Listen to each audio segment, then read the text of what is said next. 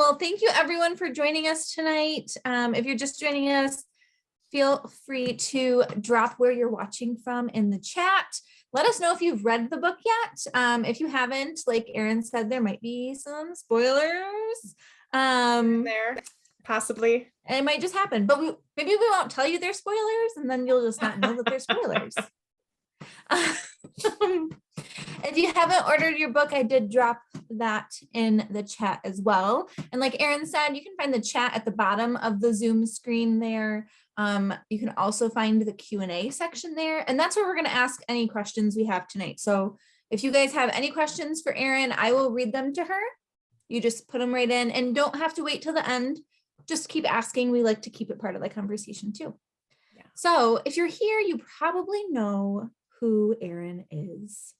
But just in case, Erin is the award-winning author of We Hope for Better Things, The Words Between Us, All That We Carried, and now The Girl Who Could Breathe Underwater. Right here. She lives in the capital city of the state that is 40% water.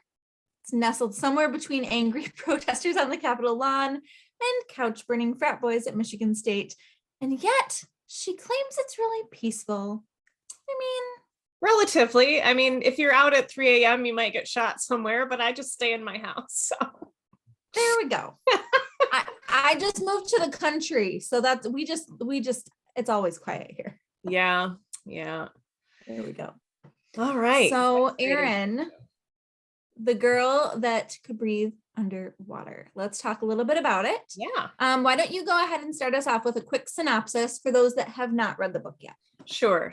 So this book is the story of a young woman who wrote a book that was fiction, but it was based on something that happened to her in her real life. And she thought she had changed enough in the book where, you'd sort of protect the innocent and the guilty. And she gets a letter from a very disappointed reader, an anonymous reader who levels all sorts of accusations at her that she has gotten the story wrong, that she took the wrong person's side, and all of these nasty things. And this is really, really bothering her. So she is going to be returning to the inland lake that she spent all of her summers growing up on, because that's where the events of her book happened. And she feels that she needs to figure out, did she get it wrong? Did she get it right? And she wants to confront the person that she based her antagonist on to find out what that person thinks of how she presented the story. So it's a beach book in a way, because it happens in summer, and there's lots of stuff about boats and swimming and sand and all that sort of stuff, but it's probably a little heavier than your average beach read, because it talks about some things that happened in the past that she has to reckon with. And it's a story about a friendship that kind of falls apart, and family problems, and all sorts of different kind of big issues that she needs to deal with, that she kind of thought she had dealt with, but turns out maybe she didn't. So that's it. I guess you'll have to read to find out if she did or didn't. So let's talk about the inspiration behind this book. Where did you find inspiration for the storyline, and then also for the characters? Sure. Well, I'll start with actually the setting, because to me, the setting is really, really important in my books. And this book is set on a fictional lake in northern Michigan, but it's based, in my mind, on a real lake that I've spent a lot of time on. Now, as a kid, I used to go with my best friend to her family's cottage, and that was in Caseville. It was on Lake Huron. And so there's part of that cottage in one of the houses in this book. And the lake that I spent a lot of time on, because I went to, my husband was the pastor of the camp up there for years and years and years. And that's called Thumb Lake, although we call it Lake Louise. There's a Lake Louise in Canada that's really famous, and it's not that one. It's actually Thumb Lake. It's up near Gaylord.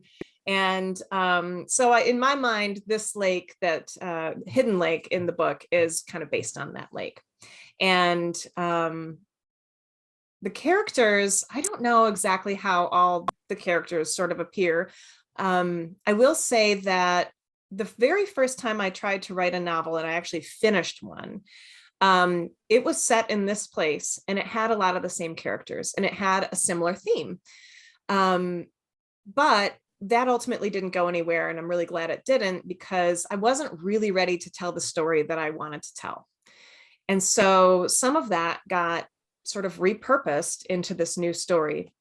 And the story that I found that I really wanted to tell was not just about someone who was, dealing with a creative problem, but it's actually really more about the people she sees when she's up there. So it's not really about the fact that she can't write her next book because she's bothered by this letter. It's more about reckoning with this past where she thought she had been very careful with people.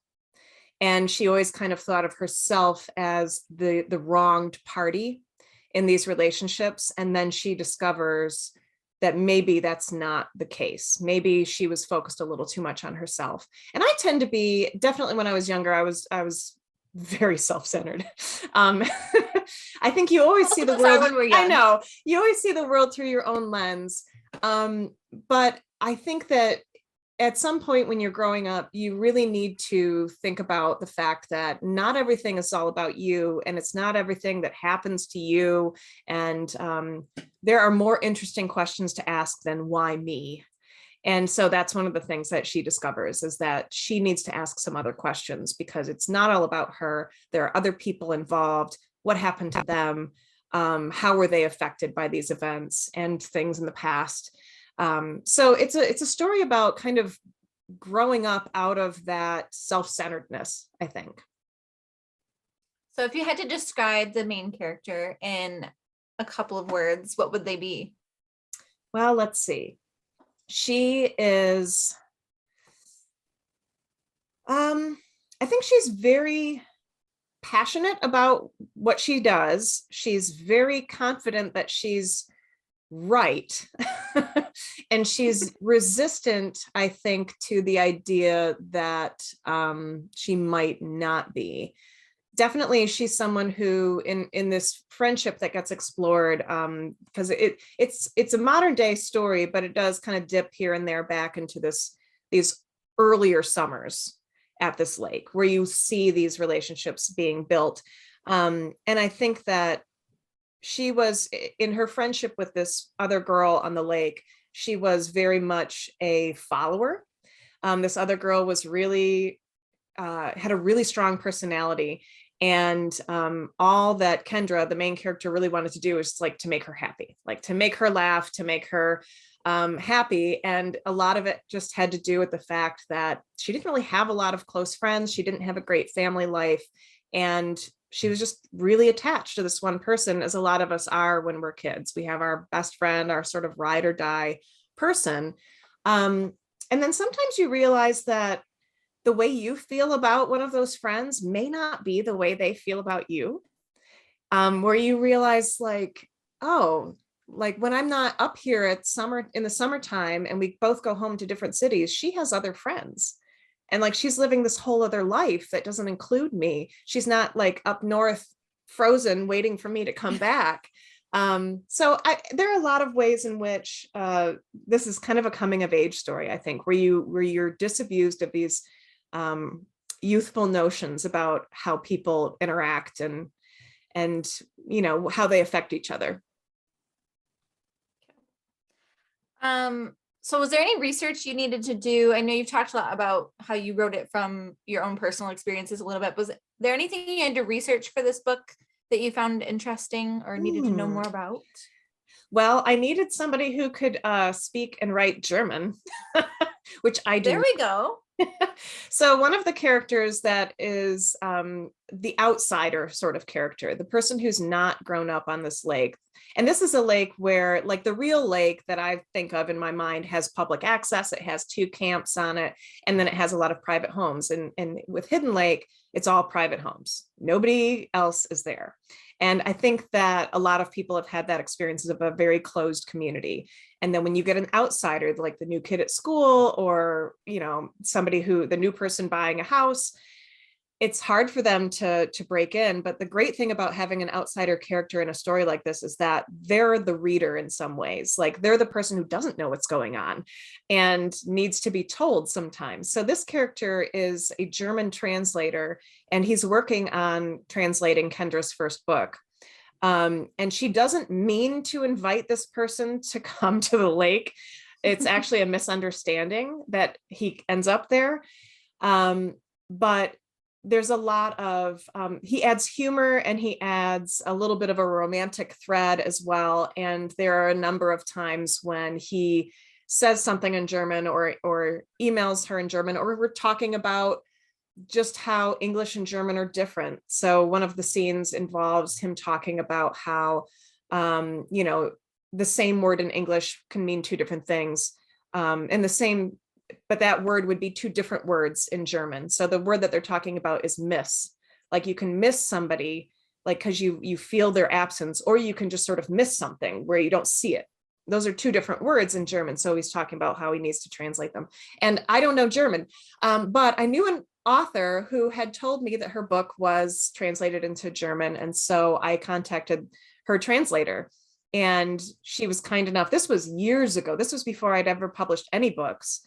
And she was kind enough to read the entire book, not just the parts that were going to be in German. She translated the parts that needed to be in German. And then she also gave me advice about the life of a German translator and like what would be the things that she would be asking about and stuff. So that was really cool. And other than that, I don't know that I did much research. That was one of the beautiful things about this book is that it was, set in a place that I knew, and it was talking about a lot of themes that I knew a lot about. And actually there are other themes in the book that are pulled from my real life that we haven't talked about yet. That, I didn't have to research them. I didn't have to see, well, what would it feel like to be on the receiving end of this? Because I knew, because I'd been through it.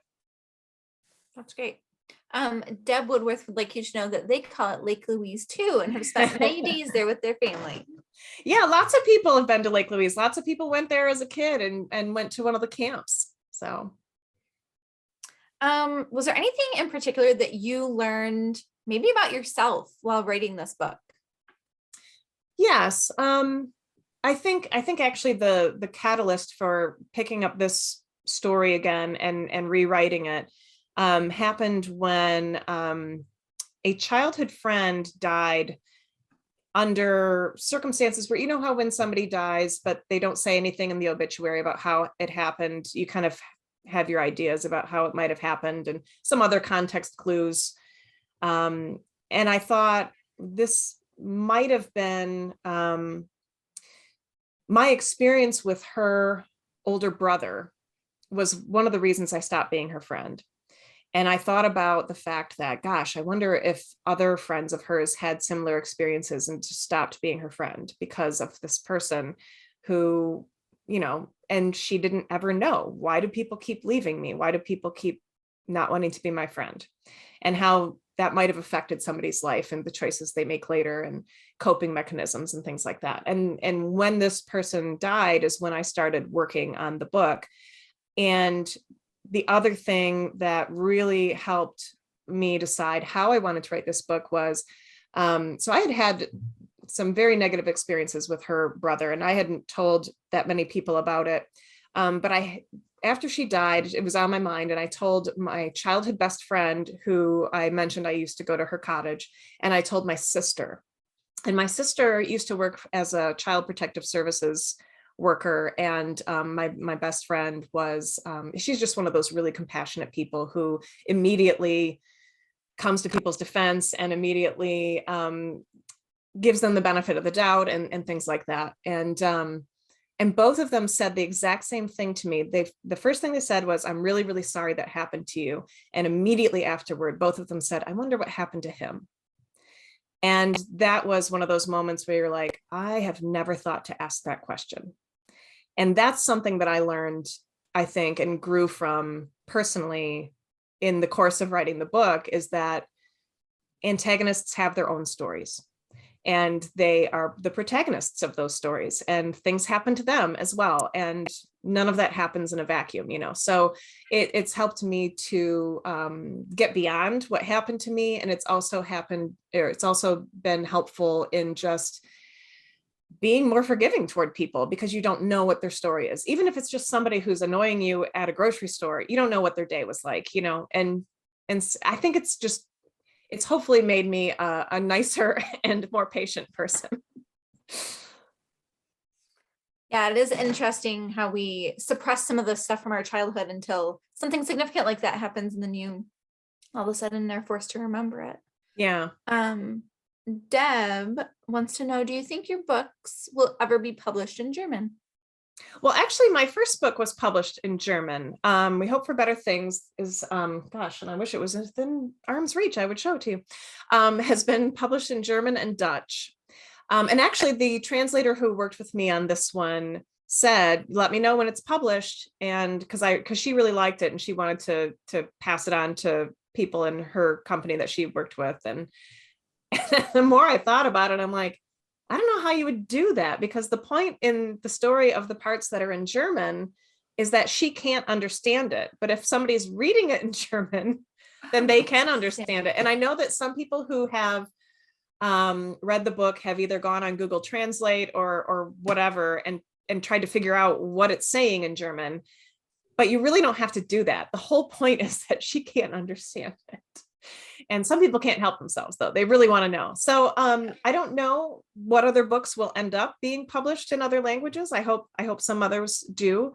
It was interesting talking with, I was talking with a book club in Australia about my first book, We Hope for Better Things. And the idea that it was published in Dutch and German, and then this group in Australia, and it's very tightly connected to very specific American history. And so it's interesting to me that they're actually interested in that history. And they ask totally different questions than Americans who have read the book and I've talked to in book clubs, because they don't have the exact same experiences, but it's been really educational for them. So that's kind of fun. But I'm not sure why one book gets published in another language and why one doesn't. And I don't know. I'm not the one selling the rights. So, well, it would be interesting. I wonder if I don't know, do they ask you ever to change a book when it needs to be translated into German? Would you turn that translator into a different, yeah, I guess you kind of couldn't, because there's a reason he's German, and there's interactions between other characters that involve being German. So you'd have to totally change it. Yeah, you'd have to rewrite some heavy stuff. Interesting. Well, that's a good question. So, Deb, we don't know if this one will be German. If you know any German publishers and you think they should publish it, just let us know. And then you'll have to let us know what they do with the German translator. Yeah, I have a lot of questions now. Yeah, well, ask me some questions. And others, remember that you can put your questions in the Q&A. Yes, please ask all of your questions. So you talked about how this book, you must have started writing it quite a while ago. How long did it take you to write it? Well, this iteration is something I started in 2015. I started writing it on the patio at the Hotel Albuquerque in Old Town, Albuquerque, New Mexico, the very first Women's Fiction Writers Association retreat I went to. And I've been to 6 of them now, and I've run a couple of them. It's just a really special place. And I wrote the first scene that I wrote is not the very first scene that you read now. It's just a little bit later, but I started writing it then. And we had a time where we shared, if people wanted to read out loud, we were doing that as part of the retreat, just as a practice of reading your work out loud. And so I shared what I had written that day, and people really connected with it. And so it was really encouraging, so that I could keep going. And I proposed this book to be my second book. So I had a 2-book contract for my first 2 books, which were We Hope for Better Things and The Words Between Us. but this was actually the one that I proposed to be the second book. So it was already written before I had my contract for my first book. And so was the second. I mean, these were this one, and this one were all already written because I started writing this one in 2014. And then I wrote this one in 2014, and then I wrote this one in 2015. I just couldn't stop. So why wait for a publishing contract? Let's just keep writing. Which is why it was really challenging for me to write my third book, All That We Carried, because I had proposed that with, nothing written. And then I only had a year to write the book. So I had to write a lot faster than I was used to. And not that I couldn't write fast. I did draft 2 novels in 1 year, but I like going over and over and over and over the drafts and making them really layered and with lots of stuff going on. So that was different. But I actually started writing the initial story that I didn't use, like was my drawer novel, that took place in that setting in, I want to say 2010, 2011. So, I mean, it's been on my mind for a long time. I always feel so bad for the characters and the books that don't make it. Like, Yeah. Like where do they go in the universe? That energy. Now there's an interesting story. I would watch that movie or miniseries, all these sort of abandoned storylines and characters in some sort of limbo somewhere. Oh, somebody's probably written that already. I think that after a certain point in your career as an author, you should be like, okay, now I get to give you all of the stories that were unpublished in one book. Like they're all a bunch of short, hope they're not short stories. And all the characters that you killed off. Like, what's funny though, is that a lot of times when you do abandon something, if you try to go back to it and you're a different person years later, you can't go back to it. Like you go back and you read material that you just don't have a real connection with anymore. So like a number of people have asked me, over the past couple of years, like, oh, are you going to do a sequel to this story or that or whatever? And I'm like, well, I'm done with those people. I'm not going back. And when you have like sort of half-cocked ideas that you've sort of written out and then left, there's a reason you left them. And a lot of times when you go back and look at it, you're like, I can do so much better now. Like, why would I go back? I have more ideas. Yeah, that would be hard too. I just feel bad for him. I just well, that's a really sweet way to feel for things that don't exist. For things that don't exist. Right. I just feel bad. I mean, people get so emotionally attached to books that do exist. Yeah, I know. I have plenty of those too, so it's all good. Friends, you are welcome to ask any questions that you have. Otherwise, we will just keep chatting. So I would love to know, are you working on anything right now? What's next for you? Always working on something. Clearly. I have 2 more books scheduled to come out in the next 2 years. I've already turned in the manuscript for the one that's coming out this coming January, and I'm drafting the next one. So it's a story that is about 2 young musicians. It's from a male point of view, which all of my books so far have been from female protagonist points of view. But I really like writing men better than writing women. I don't know why. That's an interesting thought. I don't know why. I don't know. I really got this guy's voice immediately, and I just loved him. And he's had some hard breaks. He's been kicked out of his band, kicked out of his apartment, is living with his loser uncle in a trailer, and his uncle does not like him there because he thinks he's bad luck. And he just really wants to get back into his band, but he's kind of been told, you can't come back until you have something to offer, because he was kind of squirrely, he was missing gigs, whatever. And for reasons that make sense when you read the book, the uncle lives across the street from these very wealthy producer and musicians family. And he's sort of living in this trailer because they kind of pity him. It's a long story. But there comes an invitation to his place for the New Year's Eve party, where we're going from 1989 to 1990, which I remember as a great time. I remember that as an extremely hopeful time where everything seemed possible because the Berlin Wall was coming down and the Soviet Union was going to be a democracy, and all of these different things. And so he has the same name as his uncle, and he takes the invitation for himself. And he's like, if I can meet this producer, then I'll have something to offer my band. But he meets somebody else instead at this party, and that changes the whole trajectory of his life. So that's all I'll say.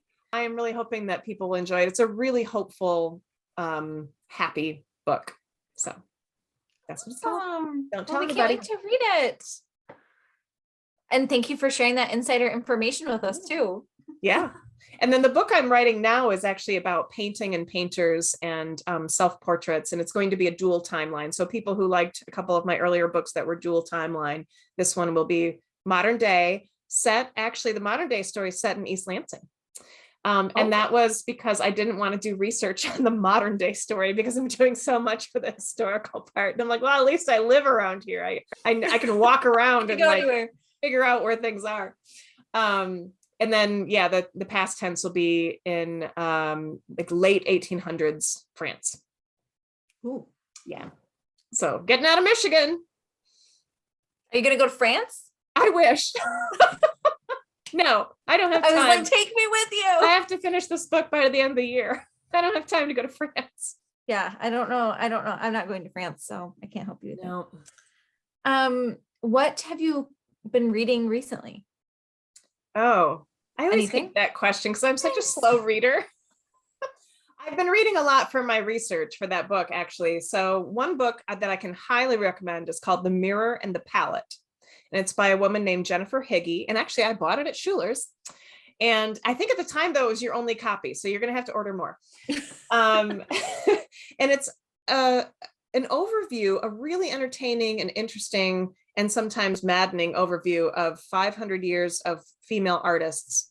And just, how much female artists have been ignored, looked over, kept from getting into academies and all these different things. But it's specifically about women doing self-portraits, because for so much of history, that was the only person you had available to you, because you were not allowed in the life drawing room, even if you could get into an academy, because, you might faint, these naked people.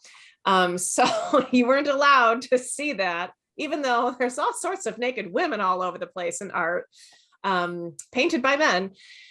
So this was a lot about self-portraits, because that's who the artist has in front of her. If she has a mirror, she can do a self-portrait. So that's how she would learn how to paint people. And I just went to a fantastic exhibit at the DIA in Detroit of women painters. And it was so exciting because I saw in person a number of the paintings that I've been reading about and seeing pictures of in these books. And it's just so cool that Detroit has this huge treasure trove of art. It's one of my most favorite places. Oh, it's great. And we barely scratched the surface of it because I was focused most on this particular exhibit, but oh my gosh, I love that place. So I've been reading a lot about art. I've been reading a lot about schizophrenia, because there's going to be somebody in that story that suffers from schizophrenia, and I don't know much about it. I've read a lot about impressionist artists and female artists. I've read a lot about colors and pigments and how paints and pigments are made, and the sort of development of these different, people didn't always have all the options that an artist does today. And a lot of the options they had would kill them if they weren't careful, or it would ruin their painting, because you can't paint certain colors next to other colors, or it would, tarnish the other colors. So it's just been a really fun time of delving into a lot of nonfiction. I haven't actually read much fiction lately. But you know what? I think that's really interesting, because you talked about this particular book. You're not doing a whole ton of research. It's pulling from your life, and you get to experience that and kind of sort through your life as you're writing it. And then you have these other books that require you to look at other people's lives and I just think that's like the coolest part of writing. It's got to be such a fun job. It really is, because it's just so great is that if you decide you're interested in something, you're like, okay, I'm going to research that for a book. Like, so it's not just me being weird and researching some bizarro thing. It's like for a purpose. Yeah. And you can, decide to have multiple careers by giving your protagonists all these different careers. So I'm an amateur painter myself. I would not call myself a real artist. This painting here is done by me. But I'm actually spending a lot of time every month this year. I'm painting a self-portrait because I'm not any good at people. And so I want to become good at it, or at least passable. And so I've done 3 self-portraits so far this year. And if people follow me on Instagram, and I think I've posted them on Facebook too, but I tend to post things like that on Instagram more. You can follow what I'm painting. And actually for the cool. book that's coming out this coming year, that's about music, I was writing songs for it as well, which was super fun. So I play guitar, not a guitarist, but I can muddle my way through figuring out how to put these lyrics to music. And it's been a blast. Have you, for your books, tried to put together any playlists? There was a long ago blog post that I did. I don't really blog anymore, but somewhere on my website, there was a long ago blog post that had a playlist of songs that I was listening to, I think, as I was writing this book. So if you want to go digging, I don't have a Spotify list, but I have listed songs, and I think I had at the time put on links to various YouTube things, which so probably they're all broken links now because those always disappear. So long ago. It was years ago, but I haven't done like a Spotify playlist for anything. I know a lot of people do that. I don't listen to music necessarily when I'm writing. Okay. But I listened to a lot of 80s music. Last year or the year before, I listened almost exclusively to pre-1990 music to get in kind of the headspace of this musician and what would he be listening to and what would he aspire to make compared to this person that he's going to be meeting. What is that person actually like? And I grew up in a household where my father's an audiophile, and he spends a lot of time and has always spent a lot of time and money on high-end stereos. And so like listening to music was an activity, like a real thing you did in our house. It wasn't just on in the background. And I got to kind of revel in that, like actually using turntables and reel-to-reels and all this sort of fun, analog, outdated, but still just wonderful technology, and no cell phones in the story. And it's so great just to kind of remember how simple things were. It was a good. I wasn't old enough necessarily to remember that time, but I appreciate the music. See, but this is perfect. This is perfect because it's a great story for any generation, because the older characters are essentially, my parents' age, they're boomers, and the younger characters are Xers, and you can appreciate that time if you lived through it. But I know that all of you millennials are jealous of some of it. So you can actually, not just wear 90s fashions now, which everybody is doing. You can actually live in 1990 for a while, and I'll tell you all about it. How great it was. I lived in 1990. My clothes would have been like little tracksuits and like cute little bunnies on them. But I have no desire to bring back the 90s fashion. I'm good. Apparently you're the only one, because everybody else is. Yes, this is true. Crop tops can stay. Yeah. All of the earlier everything. The other book that I recently read, which I also got from Schuler's, I saw it in the back room when I was signing copies of this book for people, which will remind you, the link to buy is in the chat. And if you don't see it, it might be because you weren't in the room yet when she posted it. And maybe Samantha, you can post it again. Yep, I'll do it right now. Great. So I was signing copies. And if you buy a copy tonight, I think that you'll be able to get a signed copy sent to you. And when I was signing those, I saw that beautiful Chuck Klosterman book, The 90s, with the 90s phone on it, that I desperately wanted and never got. Thanks a lot, Mom. I know you're here.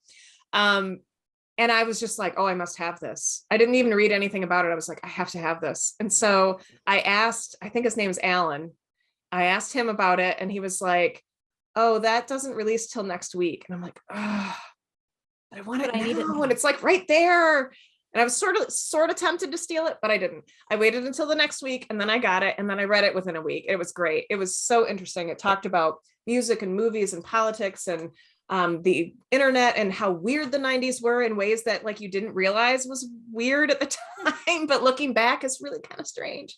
So it was really, really fun to read. Awesome. Well, if no one has any other questions, I want to highly encourage you to follow the link and go order your copy of The Girl Who Could Breathe Underwater. And we will have signed copies, like Erin said. And if there's still a demand, Erin will happily come back. I know she will, and sign so many more. So if you already have a copy, get one for your friend. I jokingly said they make great Easter presents. They could also be a birthday or just you know what? I knew you'd love this book. So here it is. I just got a nice gift from my friend who I went to the DIA with. She was like, oh, here, I have this for you. And it was a pair of earrings. And I'm like, why'd you get me these? She's like, because I saw them and they looked like you. So you can always do that with a book too. And if you want to follow what I'm writing next or what I'm painting or what I'm doing, you can do that on Instagram at Erin Bartels Writes or on Facebook at Erin Bartels Author. Like I said, I'm on Instagram a lot more. So that's the place to go with the pretty pictures. And you can also sign up for my quarterly newsletter if you want to get emails occasionally from me about what's coming up and opportunities to win books or other giveaways, things like that. You can find that on my website, which is erinbartels.com. If it doesn't pop up automatically, you just scroll to the bottom and there's a link there to sign up for the newsletter. So you can do that too. Awesome. You're like so on top of it. It's like you do this for a living. One of the only times I have ever remembered to say any of that. Normally I'm like, so where can people find you? You got it. I'm getting better. That's perfect. Well, thank you so much, Erin, for joining me to talk tonight. I really appreciate it. I always love chatting with you. So this is a pleasure. Yes. And thank you everyone for joining us. Yes. Thank you so much. Thanks for reading. Talk to you later. Have a great night. Bye-bye. Bye.